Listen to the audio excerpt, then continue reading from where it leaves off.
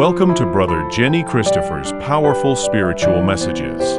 If you love Jesus Christ and seek to be uplifted and strengthened in your faith, you're in the right place. Prepare your heart for an edifying word. Now, let's listen to Brother Jenny. ఈ 4 దినాల మీ కూడికల కొరకై మీరు ఒక అంశాన్ని ఏర్పాటు చేసుకున్నారు, ఒక ధ్యాన వాక్యం. ఒకసారి మనం ఆ వాక్యాన్ని చూద్దాం. అపోస్తుల కార్యముల గ్రంథం 9వ అధ్యాయం,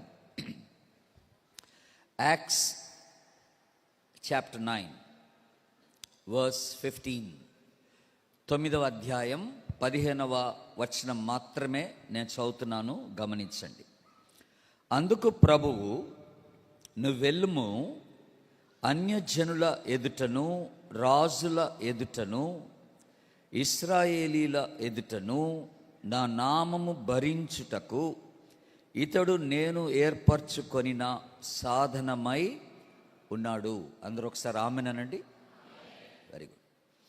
మీకు ఇక్కడ ఇవ్వబడిన అంశం ఏంటంటే డైరెక్ట్గా లాస్ట్ మాట రాశారు, నేను ఏర్పరచుకొనిన సాధనమై ఉన్నాడు అనే మాట. యాక్చువల్గా లాస్ట్ ఇయర్ దీనికి సంబంధించిన ఒక అంశాన్ని మనం ధ్యానం చేసుకున్నాం, మీకు గుర్తుంటే. ఇక్కడ సాధనమై ఉన్నాడు అని అంకె 2 అని ఒక అంకె వేసి కింద రాశారు. ఏమని రాశారు? పాత్రయై ఉన్నాడు అనే మాట రాశారు. సాధనము, పాత్ర రెండు ఒకటే అన్నమాట ఆ మాటకు వస్తే. సో సాధనం అంటే ఈజ్ అ మీన్స్ అనే మాట. ఫర్ ఎగ్జాంపుల్, ఇప్పుడు నేను హోటల్ నుండి ఇక్కడికి రావడానికి సాధనం ఏంటనంటే కార్ తీసుకొచ్చింది నన్ను, అది సాధనం అన్నమాట. నన్ను తీసుకొచ్చింది ఎవరంటే కార్, అది సాధనం అంటాం అన్నమాట. ఇక్కడ ఇంకొక మాట రాయబడింది కింద, అదేమిటనంటే పాత్ర అని అన్నాడు, వెజల్ అని అన్నాడు. అంటే దేవుని యొక్క చేతిలో వాడబడడానికి పాత్ర అయి ఉన్నామనే మాట. కనుక లాస్ట్ ఇయర్ మనం పాత్రల గురించి మాట్లాడాను. నేను ఒక 3-4 పాత్రలు మీతో మాట్లాడాను లాస్ట్ టైం. అయితే ఇప్పుడు ఇక్కడ సాధనమై ఉన్నాడనే మాట మనకిప్పుడు చెప్పబడుతున్నటువంటి మాట.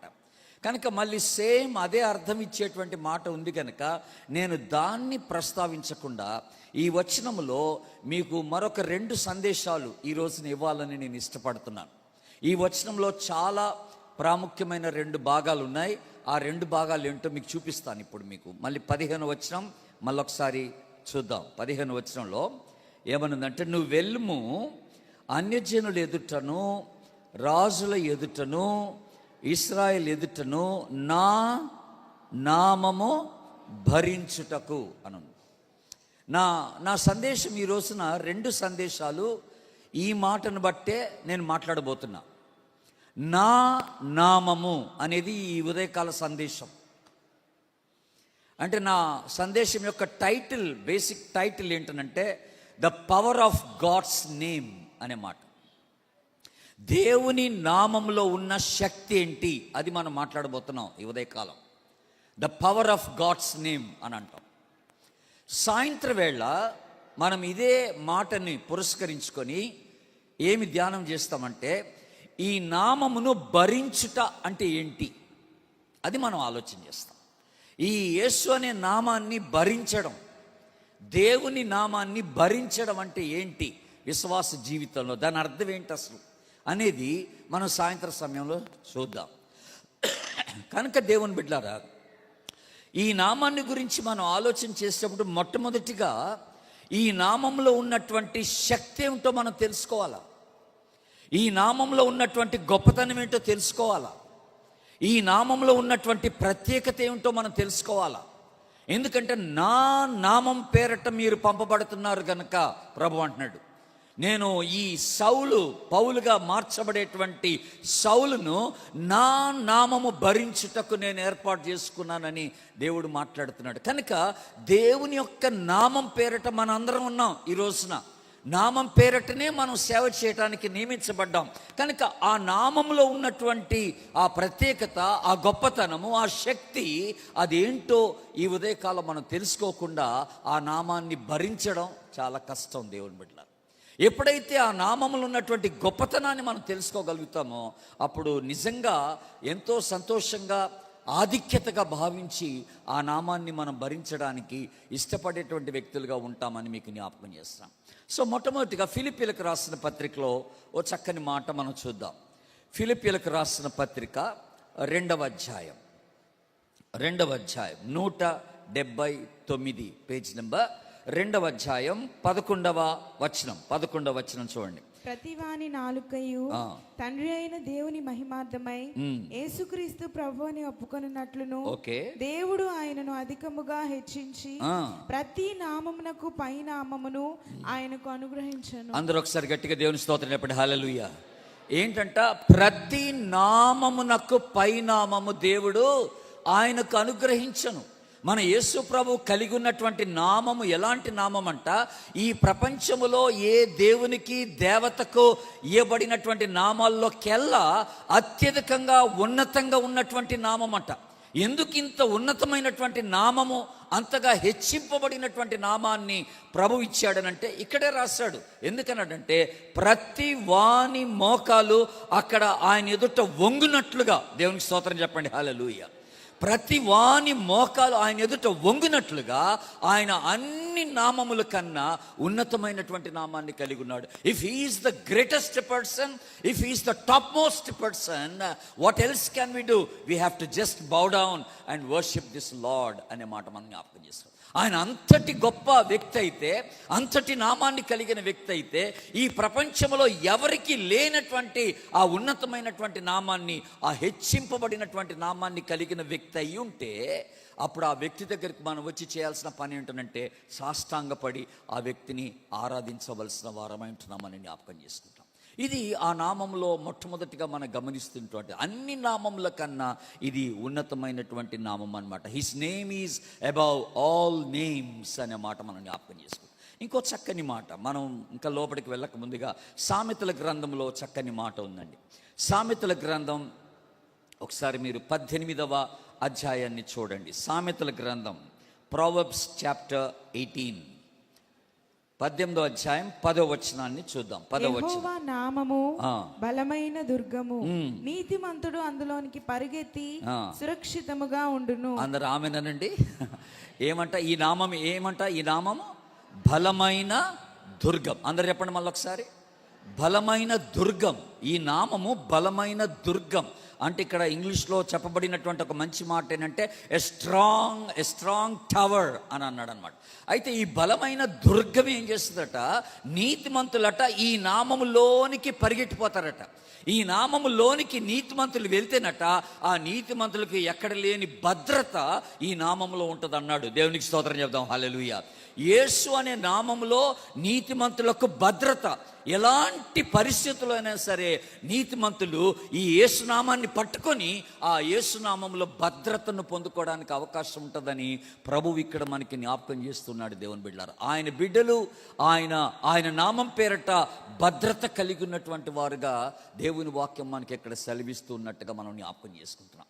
కనుక ప్రథమంగా మనం ఈ 2 విషయాలు మనసులో పెట్టుకున్నాం ఒకసారి. ఒకటి, అన్ని నామముల కన్నా ఉన్నతమైనటువంటి నామం మన ప్రభు యొక్క నామం, మన యేసు యొక్క నామం అనే మాట, మన దేవుని నామం అనే మాట జ్ఞాపకం చేసుకుంటాం.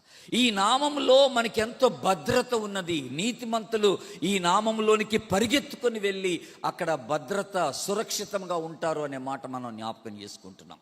అయితే ఈ ఉదయకాలం నేను 4 విషయాలు దేవుని నామాన్ని గురించి మనం మాట్లాడుతున్నప్పుడు 4 విషయాలు ఈ ఉదయకాలం మేము ముందుకు తీసుకురావాలని నేను ఇష్టపడుతున్నాను. దేవుని నామాన్ని గురించి మాట్లాడుతున్నాను. మొట్టమొదటిగా మనము దేవుని పిల్లలంగా, విశ్వాసులంగా, క్రీస్తు రక్తంలో కడగబడినటువంటి బిడ్డలంగా we must know God's name. ఇది మొదటి మాట. మనందరం కూడా దేవుని నామమును ఎరిగిన వారమై ఉండాలి. ఈ నామం నీకు తెలుసా అని అడుగుతున్నాను నేను.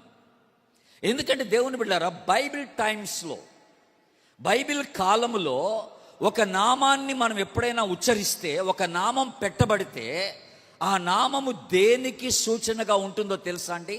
ఆ వ్యక్తి యొక్క క్యారెక్టర్కి సూచనగా ఉంటుంది. అట్ ద సేమ్ టైం ఆ వ్యక్తి యొక్క ఎబిలిటీస్కి సూచనగా ఉంటుందన్నమాట. ఒక నామము రెండు విషయాలు బయలుపరుస్తుంది మనకి. ఒకటేంటంటే వ్యక్తి యొక్క శీలాన్ని తెలియచేస్తుంది, ఆ వ్యక్తి యొక్క సామర్థ్యతను తెలియజేస్తున్నమాట ఒక నామం. ఇది బైబిల్లో మనం చూసేది, బైబిల్ కాలంలో చూసేది. ఒక పేరు చెప్పగానే ఆయన ఓహో ఆ వ్యక్త అన్నటువంటి ఒక ఆలోచన వచ్చేస్తున్నాం గబుక్కని మనకి.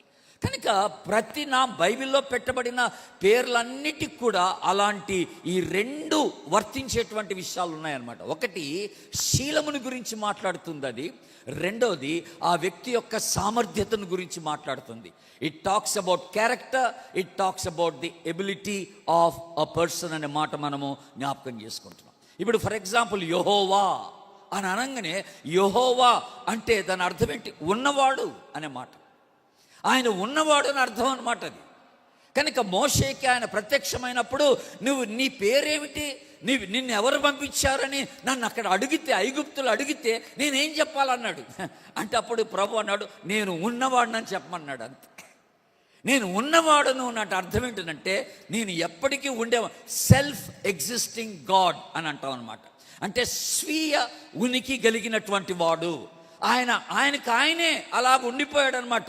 ఎవరు ఆయన్ని చేయలేదు. ఆయన నామము అలాంటిది.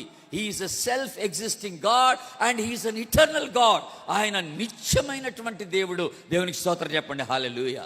ఆయన నిత్యుడగు తండ్రి అనే మాట మనం జ్ఞాపకం చేసుకున్నాం.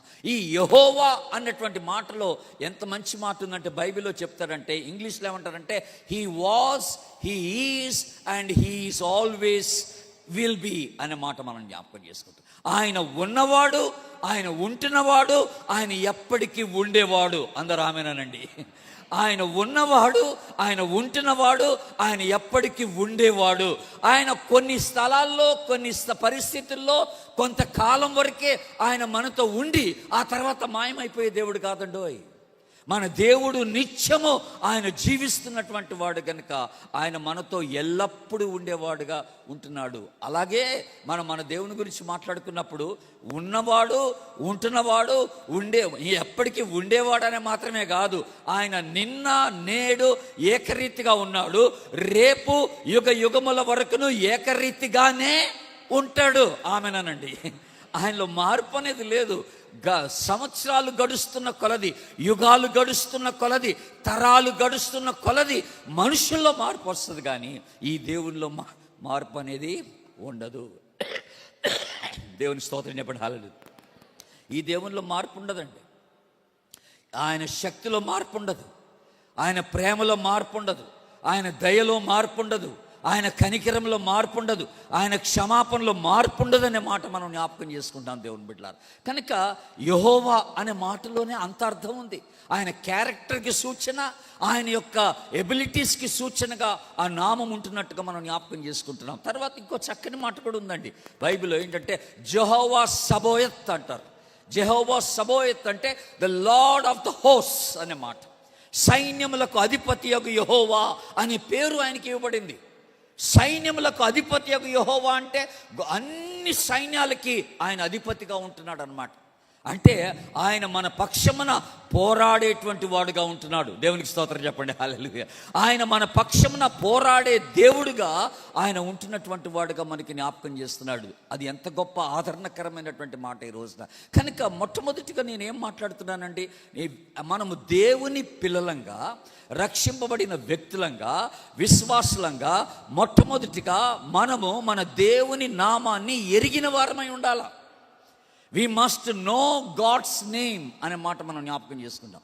ఆ నామాన్ని ఎరిగిన వారమై ఉండాలి. ఇంకొక బాగా మనకి పరిచయమైనటువంటి నామం ఉన్నది, ఈ నామమే. అదేంటి? యెహోవా షాలోమ్ అని అంటాం మనం. యెహోవా షాలోమ్ అని అంటే ఆయన సమాధానకర్త, ఆయన శాంతినిచ్చేవాడు, నెమ్మదినిచ్చేవాడు. యేసుప్రభు పుట్టినప్పుడు కూడా ఆయన సమాధాన అధిపతి అని ఆయనకి పేరు పెట్టబడింది. దేవుని బిడ్డలారా, ఈ రోజున వ్యక్తిగత జీవితాల్లో, కుటుంబ జీవితాల్లో, దేశంలో, రాష్ట్రంలో ఏ పరిస్థితుల్లో అయినా సరే మనకి నెమ్మది కావాలంటే యేసుప్రభు ద్వారానే అవుద్ది. అందరూ ఆమెనండి ఒకసారి. యేసుప్రభు మనకి నెమ్మది ఇవ్వగలడు, యేసుప్రభు మనకి సమాధానం ఇవ్వగలడు, యేసుప్రభు మనకి శాంతిని ఇవ్వగలడు. ఆ నామములో అంత శక్తి ఉందన్నమాట. ఆ శాంతి, ఆ నామాన్ని ఉచ్చరిస్తే నీకు సమాధానం దొరికినట్లే. ఆ నామాన్ని ఉచ్చరిస్తే నీకు నెమ్మది దొరికినట్లే. ఆ నామాన్ని కలిగి ఉంటే నువ్వు నిశ్చింతగా ఉండడానికి అవకాశం ఉంటుందని దేవుడు నీకు జ్ఞాపకం చేస్తున్నాడు. కనుక యెహోవా షాలోమ్ అనే మాట మనం మాట్లాడు. ఇలాగా బైబిల్లో అనేకమైన పేర్లు మన దేవునికి పెట్టబడిన పేర్లు. నేను చెప్పను ఇప్పుడు, అవన్నీ చెప్పడానికి మనకి టైం లేదు. ఇంకొకటి అద్భుతమైనటువంటి మాట మన దేవుని నామాన్ని గురించి మనం తెలుసుకునే మాట ఏంటంటే, ఈ నామం ఒకసారి యేసుప్రభు శిష్యులు పరిచర్య చేస్తూ వచ్చి యేసు ప్రభుకి రిపోర్ట్ ఇస్తూ ఓ చక్కని మాట అన్నారు. లూకాసు వార్త 10వ అధ్యాయంలో, లూకాసు వార్త 10వ అధ్యాయం 17వ వచనంలో ఒక చక్కని మాట అన్నారు. ఏమన్నారు వాళ్ళు? లూకాసు వార్త 10వ అధ్యాయం 17వ వచనం. ఆ 70 మంది శిష్యులు సంతోషముతో తిరిగి వచ్చి ప్రభువా, దయ్యములు కూడా నీ నామము వలన మాకు లోబడుచు. హలో హలో హలో హలో ఎవరట? దయ్యాలు. అందరు చెప్పండి, ఎవరట? దయ్యాలు ఏం చేస్తున్నాయట? నీ నామమున లోబడుచున్నవి. అంటే యేసు నామం చెప్పగానే వంగిపోతున్నారు, దయ్యాలు కూడా లోబడిపోతున్నాయట. దేవుని స్తోత్రం చెప్పండి, హల్లెలూయా. కనుక మనం ఆ నామంలో ఉన్న శక్తి ప్రభావం చూడండి దేవుని బిడ్డలారా. ఆ నామంలో ఉన్నటువంటి ప్రభావం అంత గొప్పదన్నమాట. అని నీ నామం పేరట దయ్యములు కూడా మాకు లోబడుతున్నవి అనే మాట జ్ఞాపకం చేస్తున్నారు శిష్యులు వచ్చి. అది ఎంత చక్కని మాట. ఈ రోజున మనం దేనికి భయపడాల్సిన పని లేదండి. యేసు ప్రభు కలిగినోడు, శక్తి కలిగిన నామాన్ని కలిగినటువంటి వాడు దేవుని బిడ్డలారా. యాకోబు పత్రిక 2వ అధ్యాయం ఇదే మాట చూడండి.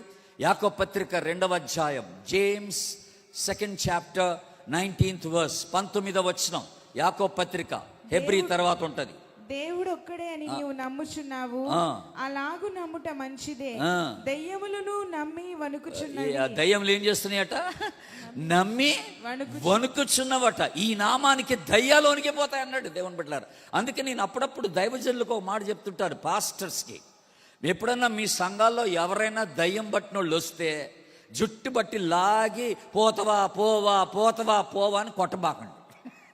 అర్థమైందంటే అంత బీభత్సం చేయాల్సిన పనేం లేదు. మీరు సువార్తలు జాగ్రత్తగా చదివితే యేసు ప్రభు ఎక్కడ కూడా దయ్యం పట్టినోడిని పట్టుకోలేదు. తెలుసా మీకు? దయ్యం పట్టినోడిని యేసు ప్రభు ఎప్పుడు ముట్టుకోలే.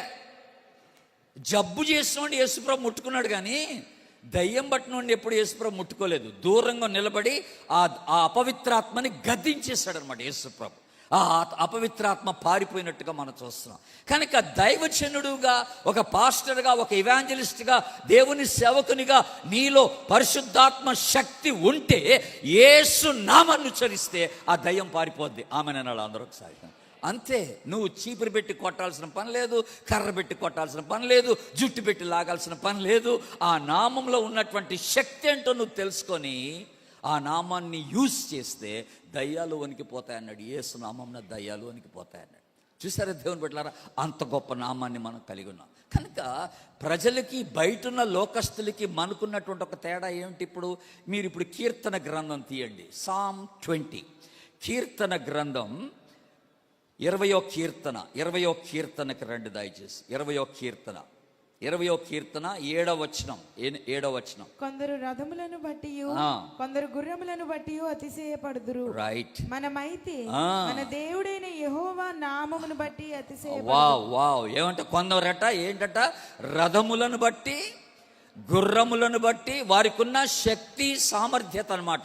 ఈ రథాలు, గుర్రాలు దేనికి సాదృశ్యంగా ఉంటున్నాయి అంటే మనుషులకు ఉన్నటువంటి సామర్థ్యత, మనుషులకు ఉన్నటువంటి శక్తికి సూచనగా ఉంటున్నాయి అన్నమాట. కనుక లోకస్తులు వారికి ఉన్న శక్తి, సామర్థ్యత పైన వారు ఆధారపడి అతిశయపడుతూ ఉండగా, మనమైతే అని అన్నాడు. మనమంటే ఎవరు? చెప్పండి. మనమైతే అంటే ఎవరు? మనమేలే. అంటే ఎవరు మనం? యేసు బిడ్డలం, క్రీస్తు రక్తంలో కడగబడిన వారం. మనమైతే ఆయనకి చెందిన వారం. మనమైతే ఇక్కడ చక్కని మాట రాయబడి ఉంది, మన దేవుడైన యెహోవా నామమును బట్టి అతిశయపడుతా. దేవుని స్తోత్రం చెప్పండి, హల్లెలూయా. కనుక ఆ నామం ఎంత గొప్ప నామం అండి. కనుక దినమంతా యాక్చువల్గా మనం ఆ నామాన్ని స్మరించుకుంటూ పోతే అసలు నీ ఎంత ఆశీర్వాదం అని నీకు చెప్పలేను నేను, ఎంత విజయం వచ్చేస్తుందో నీకు చెప్పలేను నేను. దినమంతా ఆ యేసు నామాన్ని స్మరించుకుంటూ పోవడమే మనం. ఆ నామము నమ్మదగిన నామం. ఆ నామము ఆధారపడగలిగినటువంటి నామము. దేవుని బిడ్డలారా, యేసు యొక్క నామము ఆధారపడగలిగినటువంటి నామం అనే మాట జ్ఞాపకం చేస్తాం. ఆ నామంలో ఎంత శక్తి ఉందంటే, ఒకసారి మన సౌలు పౌలుగా మారక ముందుగా ఆయన గురించి ఆయన ఒక మాట చెప్పాడు, సాక్ష్యం చెప్తూ. అపోస్తుల కార్యం చూడండి ఒకసారి, యాక్ట్స్ చాప్టర్ 26. అపోస్తుల కార్యం 26వ అధ్యాయం 9వ వచనం. నజరేయుడైన యేసు నామమునకు విరోధముగా అనేక కార్యములు చేయవలెనని నేను అనుకొంటి. హలో హలో హలో హలో ఇక్కడ ఏమన్నాడు? సాక్ష్యం చెప్తూ పౌలు ఏమన్నాడు ఇక్కడ? నేను నజరేయుడైన యేసు నామమునకు విరోధముగా, నామమునకు విరోధముగా అనేక కార్యాలు చేయాలని నేను అనుకున్నా. మరి చేయగలిగానా? యేసు నామానికి విరోధముగా అనేక కార్యములు చేయాలని నేను అనుకున్నాను, కానీ అది నా వల్ల కాలేదన్నాడు. కింద మీరు 14వ వచనం చదివితే, మునికోలలకు ఎదురు తన్నుట నీకు కష్టం అన్నాడు. దేవునికి స్తోత్రం చెప్పండి, హల్లెలూయా. యేసు నామాన్ని ఎదుర్కోవడం అంటే మునికోలను ఎదుర్కోవడమే, మునికోలను తన్నడమే. దేవుని బిడ్డలారా, ఆ నామాన్ని ఎవడు ఎదుర్కోలేడు. Nothing can be done and nothing can go against that name. దేవుని బిడ్డలారా, ఆ నామం ఎంత గొప్ప నామం అంటే, ఆ నామానికి వ్యతిరేకంగా ఎవడు ఎప్పుడు ఏమీ చేయలేడు. దేవుని స్తోత్రం చెప్పండి, హల్లెలూయా. ఈ రోజున మన గవర్నమెంట్స్ మారిపోవచ్చు, యేసు నామాన్ని తుడిచిపడేలా మన భారతదేశం నుండి అని అనుకోవచ్చు. ఎవరికి సాధ్యం కాదు. నా మాట వినండి, ఆమె నన్ను అందరూ ఒకసారి, ఇది ఎవరికి సాధ్యం కాదు. ఆ నామాన్ని ఎవడు తుడిచిపెట్టలేడు అనే మాట జ్ఞాపకం చేస్తాను. నేను ఒరిస్సా రాష్ట్రానికి వెళ్తే, అక్కడ ప్రతి ఆదివారం ఒక గ్రామంలో ఉన్నటువంటి విశ్వాసులందరినీ బంధించుకొని, విశ్వాసుల్ని జీపులో ఎక్కించుకొని జైల్లో పడేస్తున్నారు తీసుకెళ్ళి. ఉదయం జైల్లో పడేయటం, సాయంత్రం విడుదల చేయడం, ఉదయం జైల్లో పడేయటం, సాయంత్రం విడుదల చేయడం. ఆదివారం ఇదే చేస్తున్నారు పని పోలీసు వాళ్ళు, బీజేపీ వాళ్ళ సహాయంతో. ఏంట్రా బాబు అంటే, ఈ ప్రభుని నమ్ముకున్నటువంటి వీళ్ళు విశ్వాసులు ప్రభుని ఆరాధించకుండా చేయాలని వాళ్ళ ప్రయత్నం అన్నమాట. యేసు ప్రభుని ఆరాధించకుండా చేయాలని వాళ్ళ ప్రయత్నం అన్నమాట. అది ఇలాగ ప్రతి ఆదివారం చేస్తున్నారంట. అప్పుడు నేను వెళ్ళిన ఒక ఆదివారం కూడా అలాగే జరిగింది. నేను అక్కడే ఉన్నాను అప్పుడు. ఆ ఆదివారం కూడా అలాగే విశ్వాసులందరినీ జీపులు ఎక్కించుకొని పోలీసులు తీసుకొని వెళ్ళిపోయారు. తీసుకెళ్ళిపోతే నేను అక్కడ ఉన్న మిషనరీస్ అందరితో నేను మాట్లాడుతూ, మరి బ్రదర్స్, మరి ఏం చేద్దాం ఈ పరిస్థితిలో, మీరు ఏం చేస్తున్నారు నేను అడిగితే, వాళ్ళు ఎంత కూల్గా నాతో ఒక మాట చెప్పారో తెలుసా అండి? అన్న, మీరేం భయపడాల్సిన పని లేదన్నారు, మనం చింతించాల్సిన పనే లేదన్నారు. ఎందుకనంటే, ఇలాగ ప్రతి వారము విశ్వాసుల్ని వాళ్ళు తీసుకొని పోతూ ఉండగా, వాళ్ళు ఏదో వాళ్ళని వేధిస్తూ ఉండగా, ఇక్కడ జరుగుతున్న పరిస్థితి ఏమిటంటే, విశ్వాసుల సంఖ్య పెరుగుతూ వచ్చిందన్నారు. దేవునికి స్తోత్రం చెప్పండి, హల్లెలూయా. ఈ ఒరిస్సా రాష్ట్రంలో ఈ ప్రజల మధ్య, ఈ హోజాతి ప్రజల మధ్య, సంతాలి జాతి ప్రజల మధ్య విశ్వాసుల సంఖ్య పెరుగుతూ వచ్చిందన్నాడు. యేసు ప్రభు బిడ్డలకి ఎవడు వ్యతిరేకంగా వచ్చినా, యేసు ప్రభుకి ఎవడు వ్యతిరేకంగా వచ్చినా వాడు తట్టుకోలేడు. అక్కడ విశ్వాసుల సంఖ్య పెరగడమే కానీ దేవుని శక్తి ఎక్కువైపోద్ది, కానీ ఎవడు కూడా ఆ యేసు నామాన్ని తుడిచిపెట్టలేడు అన్నమాట మనం జ్ఞాపకం చేసుకుంటాం. ఆమెను అందరూ ఒకసారి ఆమె. ఎంత గొప్ప నామం అండి మనం.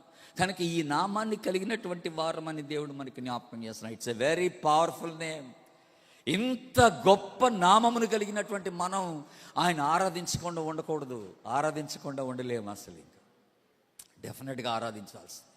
కనుక నా పాయింట్ ఏంటంటే, నిజంగా ఈ నామాన్ని నువ్వు నమ్మితే ఆరాధన టైంకి ఇక్కడ ఉండాలి. నువ్వు నిదానంగా ఈడ్చుకుంటూ రావడం కాదు, 11 గంటలకో 11:30కో రావడం కాదు.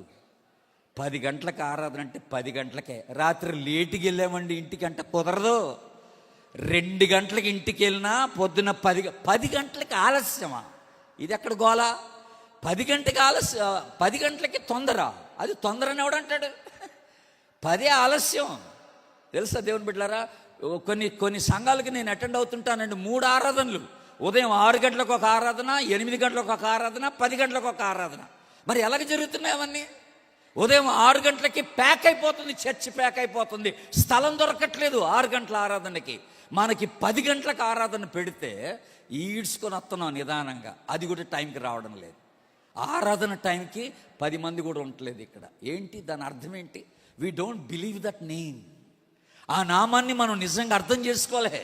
ఆ నామములో గొప్పతనం, ఆ నామాన్ని ఆరాధించాలి, ఆ నామం ఎదుట సాగిలి పడిపోవాలి, ఆయనకి మనం కృతజ్ఞమై ఉండాలనుకొని ఆ నామాన్ని ఘనపరచడానికి మనం రావాల్సిన వారమై ఉంటున్నామని నేను మీకు జ్ఞాపకం చేస్తున్నాను. సో ఫస్ట్ థింగ్ నేను మాట్లాడిన మొదటి విషయం ఏంటంటే, దేవుని బిడ్డలారా, యాజ్ బిలీవర్స్, విశ్వాసులంగా, దేవుని బిడ్డలంగా మనము దేవుని నామమును ఎరిగిన వారమై ఉండాలని మీకు జ్ఞాపకం చేశాను. ఇది మొదటి మాట. రెండవ మాట ఏంటంటే, we must honour God's name. రెండో మాట ఏంటంటే, ఈ దేవుని నామాన్ని మనము ఘనపరచవలసిన వారమై ఉన్నామనే మాట జ్ఞాపకం చేసుకుంటున్నాం. ఒకసారి మీరు మలాకీ గ్రంథం తీయండి దయచేసి. మలాకీ గ్రంథం పాత నిబంధనలో చివరి పుస్తకం, మలాకీ గ్రంథం మొదటి అధ్యాయం. మలాకీ గ్రంథం మొదటి అధ్యాయం 6వ వచనాన్ని ఒకసారి చూద్దాం.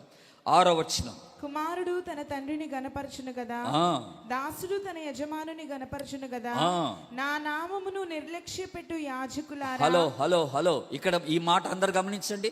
మీ బైబిల్స్లో పెన్ను మీ దగ్గర ఉంటే ఇక్కడ మీరు అండర్లైన్ చేసుకోవాల్సిన మాట ఏంటంటే, నా నామమును నిర్లక్ష్య పెట్టు యాజకులారా. ఎవరితో మాట్లాడుతున్నాడు? చెప్పండి చెప్పండి, ఎవరితో మాట్లాడుతున్నాడు? యాజకులతో మాట్లాడు. యాజకులు అంటే ఎవరు?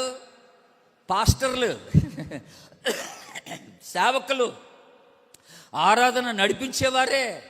యాజకులతో మాట్లాడుతున్న నా నామమును నిర్లక్ష్య పెడుతున్నారు మీరు. You are ignoring, neglecting my name. అంటే నాకెంతో అవమానాన్ని తీసుకొస్తున్నారు అంటున్నాడు దేవుడు. మీరు నన్ను ఆరాధించడానికి వస్తున్నారు, కానీ you are bringing a disgrace to my name అనే మాట దేవుడు మాట్లాడుతున్నటువంటి మాట. నా నామాన్ని మీరు అగౌరవపరుస్తున్నారనే మాట, నిర్లక్ష్య పెడుతున్నారనే మాట మాట్లాడుతున్నాడు. ఎందుకునంటే ప్రభు అన్నాడు, ఒకవేళ నేను నిజంగా మీకు దేవుణ్ణైతే, నిజంగా నేను మీకు యజమానుడినైతే నాకు భయపడువాడు ఎక్కడా అని అన్నాడు. మీలో భయం కనపట్లేదు నాకు అన్నాడు. ఇంకొకటి, మీలో ఈ భయం లేదు అంటానికి, నన్ను గనపరచట్లేదు అని అంటానికి ఇంకొక బలమైనటువంటి కారణం ఏంటంటే 7వ వచనం గమనించండి. 7వ వచనం ఏం జరుగుతుంది అక్కడ? నా బలిపీఠము మీద అపవిత్రమైన భోజనంను మీరు అర్పించు, ఏమి చేసి నిన్ను అపవిత్ర పరిస్థితిమని మీరు అందరూ. వావ్, చూసారండి, అపవిత్రమైనటువంటివి తీసుకొచ్చేస్తున్నారు అర్పణగా మీరు. దేవునికి ఆయన అంగీకరించలేనటువంటివి, unacceptable offering, unacceptable sacrifice you are bringing into the presence of God. దేవుని యొక్క మందిరములోనికి దేవుడు అంగీకరించలేనటువంటి అర్పణ మీరు తీసుకొని వచ్చేస్తున్నారు దేవుని బిడ్డలారా. ఆ అర్పణ బట్టి నాకు అర్థమైపోతుంది మీరు నన్ను ఎంత కనపరిచారని. దేవుని బిడ్డలారా, మనల్ని ఎవరైనా బర్త్డేకి పిలిస్తే, బర్త్డే ఫంక్షన్కి పిలిస్తే, మనం ఆ పిలిచిన వాళ్ళని బట్టి మన గిఫ్ట్ ఉంటుంది. ఆ పిలిచిన వాళ్ళ స్టాండర్డ్ని బట్టి మన గిఫ్ట్ నిర్ణయం చేస్తాం అన్నమాట. నేను ఈ మధ్య దాని గురించి ఆలోచన చేస్తాను. ఈ మధ్య అనంత్ అంబానీ పెళ్ళి అయింది. ముఖేష్ అంబానీ గారు కుమారుని పెళ్లి జరిగింది. అంబానీ గారు అంటే ఆయన billionaire, top rich person in India. ఆయన కుమారుని పెళ్లి జరిగితే చాలామందికి వచ్చిన వాళ్ళకే ఈయన గిఫ్ట్స్ ఇచ్చాడు. చాలా కోట్ల గిఫ్ట్స్ ఇచ్చేసాడు. కానీ ఆయన పిలిచినప్పుడు వాళ్ళ కుమారుని పెళ్లికి వచ్చిన వాళ్ళట, ఒక అతనట మార్క్ జకర్బర్గ్, ఆయన యాక్చువల్గా ఫేస్బుక్ని ఆయన స్టార్ట్ చేసినటువంటి అతను 300 కోట్లు ఖరీదు చేసే ఒక జెట్ ప్లేన్ గిఫ్ట్గా ఇచ్చాడంట. 300 కోట్లు ఖరీదు చేసే ఒక జెట్ ప్లేన్. జాన్ సీనా అని ఒక రెస్లర్, ఆయన 3 కోట్లు ఇచ్చాడు. బిల్ గేట్స్ గారు 900 కోట్లు ఖరీదు చేసే ఒక డైమండ్ రింగ్ ఇచ్చాడట బిల్ గేట్స్ గారు. వాళ్ళకి గిఫ్ట్ అన్నమాట, పెళ్ళికి గిఫ్ట్ అది. అర్థమవుతుంది దేవుని బిడ్డ. ఇంకా చాలామంది వాళ్ళ ఓన్ బ్రదరే ముఖేష్, ఆయన ఏమి ఇచ్చాడో తెలుసా అండి? 3000 స్క్వేర్ ఫీట్స్ కలిగిన 640 కోట్ల ఖరీదు చేసే ఇల్లు గిఫ్ట్గా ఇచ్చాడట. అంటే ఏంటి, నేను ఇవన్నీ చదువుతున్నప్పుడు నా బుర్ర తిరిగిపోయింది. ఇన్ని కోట్లు పెట్టి ఆ వ్యక్తికి గిఫ్ట్లు ఇస్తారంటే ఆ వ్యక్తికి ఉన్నటువంటి క్యాడర్ అలాంటిదన్నమాట. నేను ఆ వ్యక్తి దగ్గరికి వెళ్తున్నప్పుడు ఏదో స్టీల్ గిన్నె తీసుకొని వెళ్ళకూడదు, ఏదో ఒక ఫ్లాస్క్ తీసుకొని వెళ్ళకూడదు. ఒక కోటీశ్వరుడు నన్ను పిలిస్తే ఆయన దగ్గరికి నేను మామూలు గిఫ్ట్లు తీసుకొని వెళ్తే అది అవమానం అనమాట, అది అవమానం అయిపోద్ది అనమాట. అందుకనే వీళ్ళు ఇంత పెద్ద గిఫ్ట్లు తీసుకుని వెళ్ళిపోయారు. మరి ఆయన కూడా వచ్చిన వాళ్ళందరినీ ఉట్టిగా పంపలేదు ఆయన. ఆయన పెద్ద పెద్ద కోట్లు ఇచ్చి పంపాడు, వచ్చిన వాళ్ళందరికీ ఆయన గిఫ్ట్లు ఇచ్చి పంపాడు దేవుని బిడ్డ. ఇప్పుడు ప్రభు ఏమంటున్నంటే, నేను నిజంగా మీరు అనుకున్న రక్షకుడినైతే, మీరు అనుకున్న పరిశుద్ధుడినైతే, మీరు అనుకున్న యజమానుడినైతే, నేను మీ నాయకుడినైతే, మీరు ఆరాధించగలిగిన దేవుణ్ణైతే మీరు నాకు ఇచ్చే ఘనత ఇదేనా అంటున్నాడు దేవుని బిడ్డ. నా నామమును నిర్లక్ష్య పెట్టేస్తున్నారు, నా నామాన్ని అవమానపరుస్తున్నారు మీరు. మీ కానుకలు, అలాంటి కానుకలు తీసుకొచ్చి మీరు అవమానపరుస్తున్నారు. ప్రభు ఎంత బాధపడిపోతున్నాడో తెలుసా అండి. మలాకి గ్రంథం 1వ అధ్యాయం చూడండి. 1వ అధ్యాయం 10వ వచనంలో ఒక మాట ఉందండి. 10వ వచనంలో ప్రభు యొక్క ఆ వేదన, ప్రభు యొక్క వేదన ఎలాంటిదో చూడండి. 10వ వచనం, మీలో ఒకడు నా బలిపీఠము మీద నిరర్థకముగా అగ్ని రాజబెట్టకుండునట్లు నా మందిరపు వాకిండ్లను మూయివాడొకడు మీలో ఉండిన ఎడల మేలు. చూసారండి, ఇలాంటి పనికి మాలిన్యాన్ని తీసుకొచ్చి నాకు అర్పణగా ఇచ్చి నన్ను అవమానపరిచేదానికన్నా ప్రభు అన్నాడు, మీలో ఎవడైనా ఒక్కడు నా మందిరపు వాకిళ్లను మూసేస్తే బెటర్ అన్నాడు, మూసిపడేస్తే బెటర్ అన్నాడు. చాలా సంఘాల్లో, ఇంకా మనం ఈ సంఘం చాలా ధన్యమైనది, దేవునికి స్తోత్రం చెప్పండి, హల్లెలూయా. చాలా సంఘాల్లో అంటే త్రాగుబోతులు వచ్చేస్తున్నారు, వ్యభిచారులు వచ్చేస్తున్నారు, నాయకత్వం తీసుకుంటున్నారు. వాళ్ళ వల్ల అసలు దేవునికి ఎంత అవమానం అంటది. ఎట్ట పడితే అట్లా వచ్చి దేవుని మందిరంలో మేము ఆరాధన చేస్తాం, మేము నాయకత్వాన్ని వహిస్తాం, మేము ఇది చేస్తాం, అది చేస్తాం, ఈ సేవ చేస్తాం, ఆ సేవ చేస్తాం అంటే ఎవడి పేరట చేస్తున్నావు? ఏ రకమైన జీవితాన్ని కలిగి నువ్వు చేస్తున్నావు? దేవుడు అడుగుతున్నాడు, నువ్వు నాకు ఇచ్చే ఘనత ఏది అంటున్నాడు. ఈ నామానికి నువ్వు ఇచ్చేటువంటి ఘనత ఏది? దేవుని నామమును అవమానపరుస్తాం, దేవుని నామమును అగౌరవపరచడం, దేవుని నామనకు అపకీర్తి తీసుకొని రావడం దేవుని బిడ్డలారా. కనుక కొంతమంది మొక్కుబడిగా చేస్తున్నారు సేవ. యాజకులు కూడా అలాగే, పాస్టర్స్ అలాగే మొక్కుబడి అయిపోయింది వాళ్ళకి, ఇది ఉద్యోగం అయిపోయింది. అప్పుడా ఆదివారం ఆరాధన అయిపోయింది అనుకుంటున్నారు వాళ్ళు. ఎలాగో ఆరాధన ముగిచేసాం అనుకుంటున్నారు. మళ్ళీ ఆదివారం దాకా ఇక దాని గురించిన ప్రస్తావన లేదు, సంఘాన్ని పట్టించుకోవాల్సిన పని లేదు. వాళ్ళకి అలాగ అయిపోయింది, అది ఒక ఉద్యోగం లాగా అయిపోయింది వాళ్ళకి. అందులో ఆనందం లేదు, అందులో పౌరుషం లేదు, అందులో ఆసక్తి లేదు, ఆ జీల్ పోయింది. ప్రభు యొక్క నామాన్ని ఘనపరచడంలో, ఆ నామాన్ని గురించి, ఆ నామాన్ని ఆరాధించడంలో పోయింది దేవుని బిడ్డలారా. అందుకనే కీర్తనకారుడు కూడా ఓ చక్కని మాట, సంతోషముతో యెహోవాను సేవించుడి. 100వ కీర్తన 2వ వచనంలో, 100వ కీర్తన 2, సంతోషముతో యెహోవాను మీరు సేవించుడి అనే మాట మనం జ్ఞాపకం చేసుకుంటాం. కనుక దేవుని బిడ్డలారా, రెండవదిగా మనం గమనిస్తుంది, మొట్టమొదటి మాట ఏమన్నాను, మనం విశ్వాసంగా దేవుని నామాన్ని ఎరిగిన వారమై ఉండాలని జ్ఞాపకం చేశాను. We should know the name of God's name అనే మాట మీకు జ్ఞాపకం చేశాను. రెండోది ఏమన్నానంటే, we should honour God's name అనే మాట. మనము ఆయన బిడ్డలంగా, ఆయన రక్తంలో కడగబడిన వ్యక్తులంగా మనము ఆయన నామమును ఘనపరచవలసిన వారమైంటున్నాం. అది నేను సాయంత్రం పూట మీకు ఇంకా దాన్ని బాగా వివరిస్తాను. అంటే ఈ నామముని భరించుకోవటం అంటే ఏంటో మీకు వివరిస్తాను. ఈ నామాన్ని భరించిపోవడం అన్నమాట, దాని గురించి మనం సాయంత్రం మాట్లాడుకుంటాం. కానీ ఇప్పటివరకైతే ఈ ఒక ఆలోచన మీ మనసులో పెట్టుకోండి దేవుని బిడ్డలారా. ఇప్పుడు మూడోదిగా ఇంకొక మాట మీకు జ్ఞాపకం చేశారు, we must fear his name అనే మాట. మనం ఆయన నామమునకు భయపడవలసిన వారమై ఉంటున్నాం. మీరు మలాకి గ్రంథంలో ఉన్నారు కదా, 1వ అధ్యాయం తీయండి. ఇప్పుడు మళ్ళీ మలాకి గ్రంథం 1వ అధ్యాయం 14వ వచనం చూడండి ఒకసారి. నేను ఘనమైన మహారాజునై ఉన్నాను, అన్యజనులలో నా నామము భయంకరమైనదిగా ఎంచబడుచున్నదని సైన్యములకు అధిపతియగు యెహోవా సెలవిచ్చుచున్నాడు. అన్యజనులలో నా నామము భయంకరమైనదిగా ఎంచబడుచున్నది. ఒకసారి అందరూ దేవుని స్తోత్రం చెప్పండి, హల్లెలూయా. అంటే దీని అర్థం ఏంటో తెలుసా అండి, మనకన్నా ఎక్కువగా ఈ యేసు నామానికి భయపడేది ఎవరంటే అన్ని జనులే. వాళ్ళకున్న భయం మనకు లేదు. వాళ్ళు ఆ గేటు దగ్గర రాగానే చెప్పులు ఇప్పేస్తారు, ఆ గేటు దగ్గరే అక్కడే చెప్పులు ఇప్పి దండం పెట్టేసుకుంటారు. వాళ్ళు దేవుని మందిరంలోకి రావాలంటే చాలా భయముతో, వణుకుతో వచ్చేస్తారు. మనకేంటనంటే దేవుని మందిరం అలవాటైపోయింది. మనం ఎప్పటి నుంచో, ఎన్నో సంవత్సరాల నుంచి వచ్చేస్తున్నాం కనుక it became a habit for us, which is very dangerous. అది చాలా ప్రమాదం. అలవాటైతే ప్రమాదం సుమా, అలవాటైతే ప్రమాదమే. నిర్లక్ష్యత వచ్చేస్తుంది. లెక్కలేనితనం వచ్చేస్తుంది, భయం పోద్ది, ఇష్టం వచ్చినట్టుగా ప్రవర్తిస్తాం, దేవుని మందిరంలో ఇష్టం వచ్చినట్టుగా మాట్లాడేస్తాం దేవుని బిడ్డలారా. అందుకనే అన్ని జనులలో నా నామము భయంకరమైనదిగా కనపడుతుంది, కానీ మీ ఎదుట అలా కనపట్లేదు అంటున్నాడు దేవుడు. మీలో ఆ భయం నాకు కనపట్లేదు అన్నాడు. కానీ ఆశ్చర్యం ఏంటంటే ఇంకానట మందిరాల్లో కూడా, దేవుని మందిరాల్లో కూడా ఒక శేషం, ఒక చిన్న గ్రూప్ ఆఫ్ పీపుల్ దేవునికి భయపడేవారు ఉంటారట. దేవునికి స్తోత్రం చెప్దాం, హల్లెలూయా.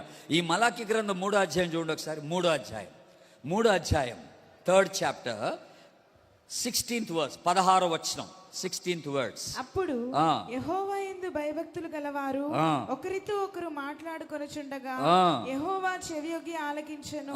మరియు యెహోవా యందు భయభక్తులు కలిగి ఇప్పుడు జాగ్రత్త వినండి. యెహోవా యందు భయభక్తులు కలిగి ఆయన నామమును అది అందరు చెప్పండి. భయము కలిగి ఏం చేయాలట? ఆయన నామమును స్మరించేవాళ్ళు ఉన్నారట.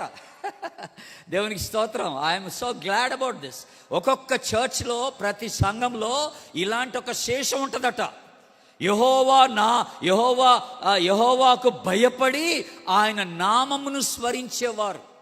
నామమును స్మరించడం అంటే ఆరాధించడం, ఆయన నామాన్ని ఘనపరిచేవారు, భయం కొద్ది ఘనపరిచేవారు, భయము కలిగి చేసేవారు, భయభక్తులు కలిగినటువంటి వారు అన్నమాట. అందుకని ఈరోజు చాలా సంఘాల్లోనండి, క్రైస్తవుల్లో భక్తి ఉంది కానీ భయం లేదు. ఏముంది చెప్పండి? ఏముంది?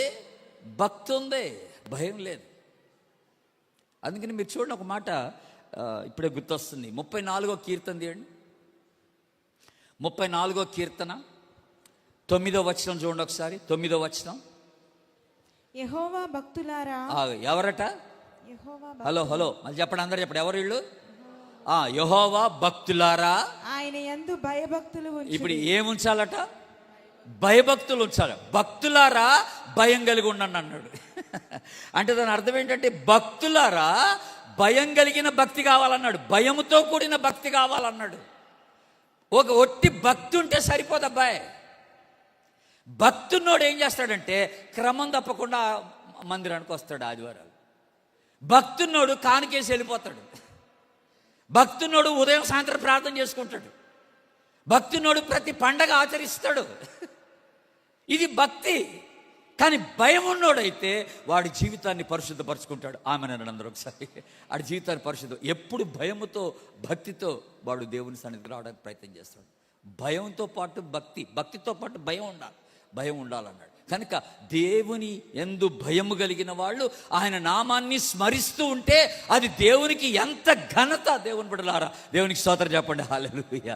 భయం కలిగిన వాడు ఆరాధించాలని దేవుడి మాట జ్ఞాపకం. అలాగా ఆరాధించడం వల్ల వచ్చే ఆశీర్వాదం ఏంటో తెలుసా? ఇప్పుడు మీరు మళ్ళీ మలాకి గ్రంథానికి రండి దయచేసి. మనం నిజంగా దేవుని భయపడి ఆయన నామాన్ని స్మరించే వారంగా ఉంటే మనకు వచ్చేటువంటి ఆశీర్వాదం ఏంటంటే, మలాకి గ్రంథం 4వ అధ్యాయం 2వ వచనం చూడండి. అయితే నా నామమందు భయభక్తులు గలవారగు. హలో మీరు బడబడ చదివేబాకమ్మా, కాస్త నెమ్మది తల్లి. ఇక్కడ ఏమని రాస్తుందండి? నా నామమందు భయభక్తులు గలవారగు మీకు. హలో, ఆ మీకులో మీరున్నారని అడుగుతున్నా. నా నామమందు భయభక్తులు గలవారగు మీకు అని అన్నాడు. ఆ మీకులో మీరున్నారా అని అడుగుతున్నా నేను. ఆ భయం కలిగిన వారిలో, దేవుని నామమునకు భయం కలిగిన వారిలో మనం ఉన్నామా? ఉంటే మనకు వచ్చే ఆశీర్వాదాలు 4 రాశాడు ఇక్కడ. ఏమన్నాడు? ఆ ఆశీర్వాదాలు 4 ఉన్నాయి. ఒకటి, నీతి సూర్యుడు ఉదయించును, ఆరోగ్యము కలుగును. ఆ తర్వాత మీరు గంతులు వేస్తారు అంటే అర్థం ఏంటంటే మీరు అత్యధికమైనటువంటి ఆనందంతో నింపబడతారు అని అర్థం అన్నమాట.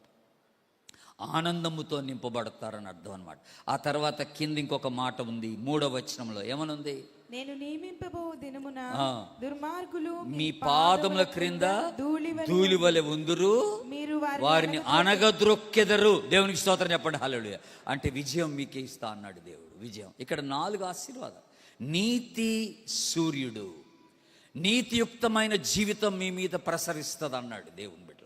మీకు ఆరోగ్యం కలుగుద్ది అన్నాడు, మీకు అత్యధికమైన ఆనందాన్ని ఇస్తానన్నాడు, మీరు చేసే ప్రతి పనిలో మీకు విజయాన్ని ఇస్తా అన్నాడు. దేవునికి స్తోత్రం చెప్పండి, హల్లెలూయా.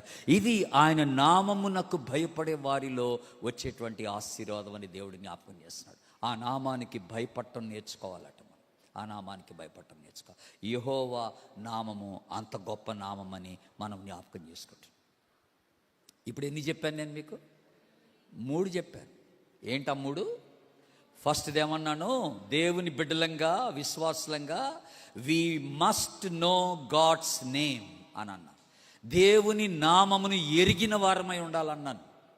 రెండోది ఏమన్నాను? We must honour God's name అని అన్నాను. దేవుని నామాన్ని ఘనపరిచే వారంగా ఉండాలని చెప్పాను. మూడోది ఏమన్నాను? We must fear God's name, దేవుని యొక్క నామమునకు భయపడే వారంగా ఉండాలని మీకు జ్ఞాపకం చేస్తున్నాను. అండ్ దెన్ ఫైనలీ ఇంకో చక్కని మాట ఉందండి. ఇప్పుడు మీరు మలాకి గ్రంథం 1వ అధ్యాయానికి రండి. అన్ని మలాకిలోనే చాలా బ్యూటిఫుల్గా జ్ఞాపకం చేశాడు. మలాకి గ్రంథం 1వ అధ్యాయం 11వ వచనం చూద్దాం. 11వ వచనం. తూర్పు దిశ మొదలుకొని పడమటి దిశ వరకు అన్యజనులలో నా నామము ఘనముగా ఎంచబడును. హలో హలో హలో, ఎంత చక్కని మాట అండి ఇది, ఎంత చక్కని మాట. ఓసారి అందరూ దేవుని స్తోత్రం చెప్పండి, హల్లెలూయా. ఏమన్నాడు దేవుడు? ఏమన్నాడు? తూర్పు దిశ మొదలుకొని పడమటి దిశ వరకు, దక్షిణం మొదలుకొని ఉత్తరం వరకు అని కూడా మనం రాసుకోవచ్చు. ఇక్కడ ఏమిటంట?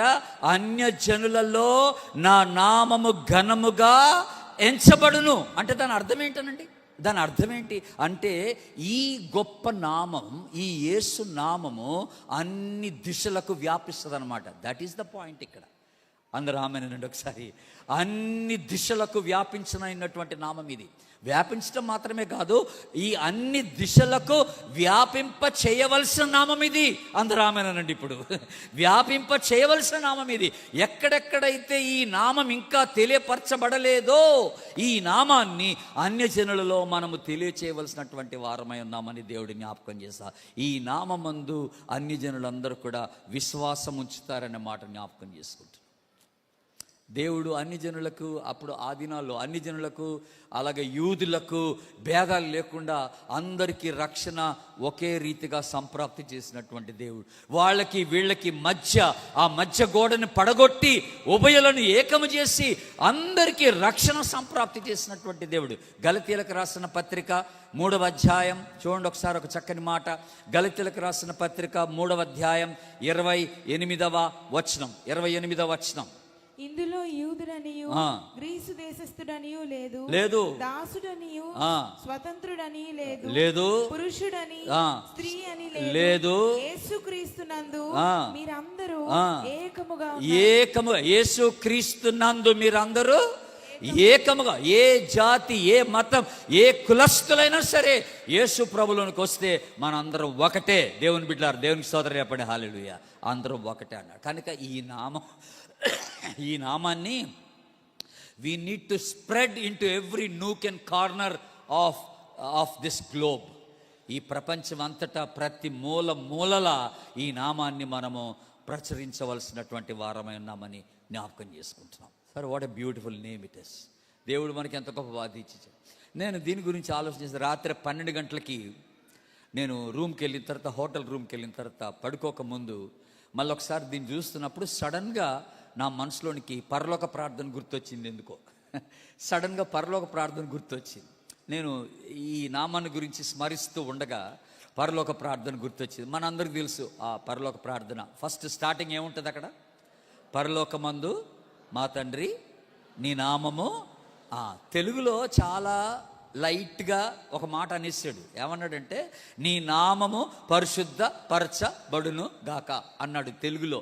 ఇంగ్లీష్లో అలాగ అనలేదండి. ఇంగ్లీష్లో ఏమన్నాడు తెలుసా? హలోడ్ బీ దై నేమ్ అని అన్నాడు. ఆ మాట గుర్తొచ్చింది నాకు. ఇంగ్లీష్లో చెప్పబడిన మాట ఏంటంటే, హలోడ్ బీ దై నేమ్. హలోడ్ అంటే అర్థం ఏంటో తెలుసా అండి? నీ నామము ప్రత్యేకపరచబడునుగాక. Amen. You make special your name. You show the reverence to that name. You glorify that name. నీ నామము ప్రత్యేకపరచబడును గాక, నీ నామము ఘనత కలుగును గాక, నీ నామమునకు మహిమ కలుగును గాక. హలోడ్ బి దై నేమ్. తెలుగులో అయితే ఉట్టికినే పరిశుద్ధపరచబడును గాక అనే మాట ఉంది అక్కడ. కనుక హలోడ్ అనే మాట ఎంత గొప్ప మాట. హలోడ్ బి దై నేమ్. ఆ ప్రత్యేకత ప్రార్థనలోనే ఆ ప్రత్యేకత కనపడాలట. దేవుని నామాన్ని ప్రార్థనలో ఘనపరచాలా, మన వ్యక్తిగత జీవితంలో ఆ యేసు నామాన్ని ఘనపరచాలా, మన పరిచర్యలో ఆ యేసు నామాన్ని ఘనపరచాలా, మన ఆరాధనలో యేసు నామాన్ని ఘనపరచాలా. గట్టిగా అందరూ ఆమెన్ అనండి ఒకసారి. ఆమెన్. ఆ నామాన్ని ఘనపరచవలసిన వారమై ఉంటున్నాం దేవుని బిడ్డలారా. ఈరోజు చాలా సంఘాల్లో ఆరాధనలాగా ఉండలేదు. ప్రజెంటేషన్ అయిపోయింది, పర్ఫార్మెన్స్ అయిపోయింది. కొన్ని సంఘాల్లోకి వెళ్తే నన్ను అడుగుతారు వాళ్ళు, అన్న మేము ఆరాధన బాగా చేసాం కదా అంటారు. వాళ్ళు అడుగుతారు నన్ను, నా దగ్గరికి వచ్చి, మేము ఆరాధన బాగా చేసాం కదంటే, ఓరు బాబు నేను చెప్పాల్సిన మాట కాదు అది ఆయన చెప్పాలన్న. ఎవరు చెప్పాలన్నమాట? ప్రభు చెప్పాలి నన్ను బాగా ఆరాధించారని. మనం అనుకుంటే అయిపోద్ది. ఇవాళ వాయిద్యాలు బాగా వాయించేసాం, ఇవాళ పాటలు బాగా వచ్చాయి, అందరూ బలి పాడేశాం అని మనం అనుకుంటే కుదరదు. అక్కడ మీరందరూ నన్ను బాగా ఆరాధించారని ఆయన అనాలా, ఆమెనండి. నా నామాన్ని మీరు నిజంగా ఘనపరిచారు అని ఆయన అనాలా, నన్ను హెచ్చించారని ఆయన అనాలా. నాకు రావాల్సిన ఘనత మీరు తీసుకొచ్చారు, నన్ను ఎంతో ఉన్నతంగా తీసుకెళ్ళిపోయారని చెప్పి ప్రభు మన గురించి మాట్లాడాలి. దేవుని బిడ్డలారా, the church exist because of his name. ఆమెనండి. ఆయన ఆ నామమును బట్టే సంఘము అక్కడ నిలబడింది. ఈ రోజున మన సంఘం నిలబడింది. ఆ నామం లేకపోతే సంఘం లేదు. మనం క్రిస్మస్ ఈ మధ్యలోనే జరుపుకున్నాం కదా. నీకు కుమారుడు పుట్టును, అతనికి ఏమని పేరు పెట్టాలన్నాడు? యేసు అను పేరు పెట్టవ. ఎందుకట? మనుషులను వారి పాపము నుండి ఆయనే రక్షించును గనక అతనికి యేసు అని పేరు పెట్టమన్నాడు. ఈ నామము రక్షించే నామం. అందుకనే రోమా 10వ అధ్యాయం 13వ వచనంలో చక్కని మాట ఉంది. ప్రభువు నామమును బట్టి ప్రార్థన చేయువారు రక్షింపబడుదురు. ఆమెనండి. ఆ నామమెత్తి బట్టి ప్రార్థన చేస్తే చాలు, ఆడికి రక్షణే, ఆడికి పాప క్షమాపణే, వాడికి విడుదల, వాడికి విమోచన, వాడికి నిత్య జీవమే. ఆ నామములో అంత శక్తి ఉంది. యేసు నామంలో అంత శక్తి ఉంది. దేవుని బిడ్డలారా, 124వ కీర్తన, జస్ట్ ఒక 2-3 ఆశీర్వాదాలు చెప్పి నేను ముగిస్తాను. మొదటిది, యేసు నామంలో వచ్చే ఆశీర్వాదం రక్షణ.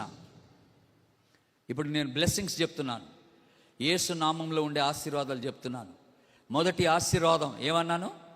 అందరు చెప్పండి గట్టిగా. రక్షణ.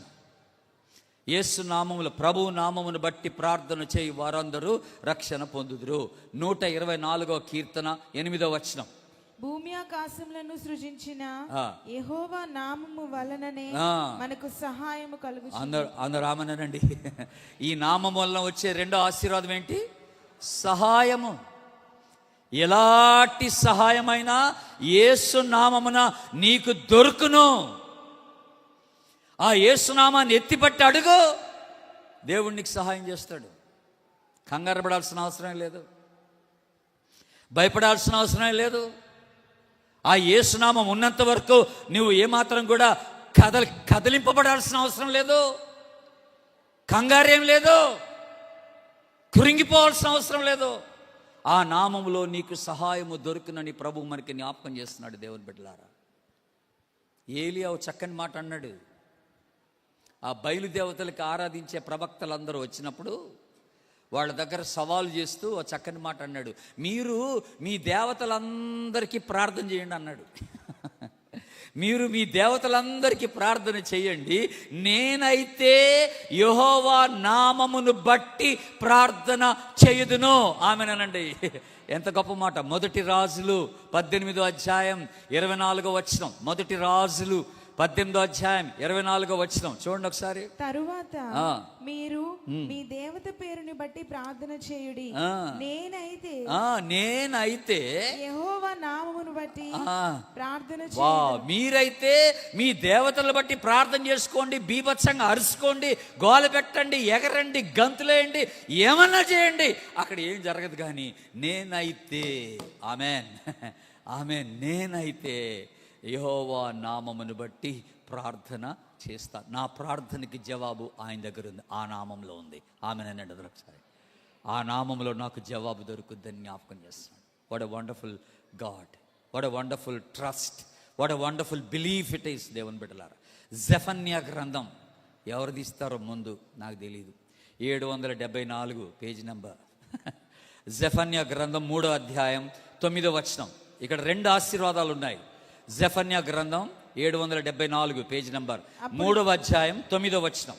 అప్పుడు జనులందరూ యెహోవా నామమును బట్టి ఏక మనస్కులై ఆయనను సేవించున్నట్లు నేను వారికి పవిత్రమైన పెదవులనిచ్చెదను. ఇక్కడ చక్కని 2 ఆశీర్వాదాలు అండి. ఇక్కడ యెహోవా నామమును బట్టి ఏమంట? ఏక మనస్సు. ఆంధ్రామని ఒకసారి. కుటుంబాల్లో ఏక మనసు ఎక్కడొస్తుందంటే యేసు నామమును బట్టి వస్తుందట. సంఘాల్లో ఏకత్వం ఎక్కడొస్తుందంటే యేసు నామాన్ని బట్టి వస్తుందట. సమాజంలో ఐక్యత యేసు నామాన్ని బట్టి రావాల్సిందే. The unity comes in the name of the lord. అక్కడ 2 మాటలు రాయబడ్డాయి. యెహోవా నామమును బట్టి ఏక మనసు, యెహోవా నామమును బట్టి మీరు సేవ చేయడం అనేది జరుగుతుంది అన్నాడు. సేవ కూడా యెహోవా నామమును బట్టి జరగాల. We are a privileged people to have this name.